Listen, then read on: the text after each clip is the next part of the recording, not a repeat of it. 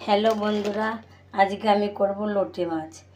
এই যে লোটে মাছটাকে আমি পেঁয়াজ, রসুন, আদা, কাঁচা তেল, নুন, হলুদ, লঙ্কার গুঁড়ো সব দিয়ে একসাথে ভালো করে মেখে নিয়েছি। আর এখানে নিয়ে নিয়েছি ধনেপাতা কুচি, টমেটো আর কটা গোটা লঙ্কা, কারণ অনেকে যদি ঝাল খেতে ভালোবাসে তাহলে গোটা লঙ্কাটা ডলে খাবে। আর ধনেপাতা ছাড়া লোটে মাছ সে তো অসম্ভব, ভাবাই যায় না। ধনেপাতা না হলে লোটে মাছ রান্নার কথা ভাবাই যায় না।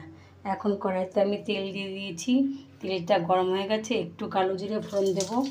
অনেকে দেয় অনেকে দেয় না, তবে আমি একটু কালো জিরে ফোড়ন দিই। ফোড়ন দিয়ে দিয়েছি।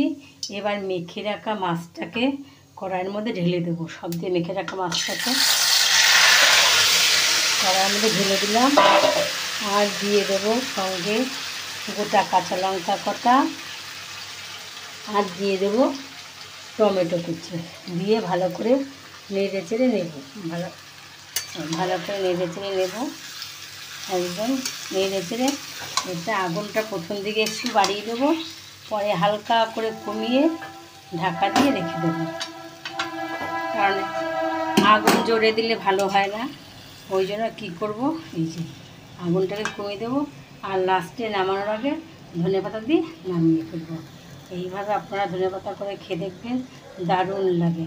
আর মাছটা দেখে আমার ছেলে বলছে, মা মাছটা দেখেই তো মনে হচ্ছে রান্না হয়ে গেছে, তোমার আর রান্না করতে হবে না, এত সুন্দর লাগছে দেখতে মাখার পরে। দেখো বন্ধুরা, আমার লোটে মাছ রান্না করা হয়ে গেছে। দেখো দেখতে কি সুন্দর লাগছে। এখন আমি উপর দিয়ে ধনেপাতাটাকে ছড়িয়ে দেবো। ব্যাস, লোটে মাছ রেডি।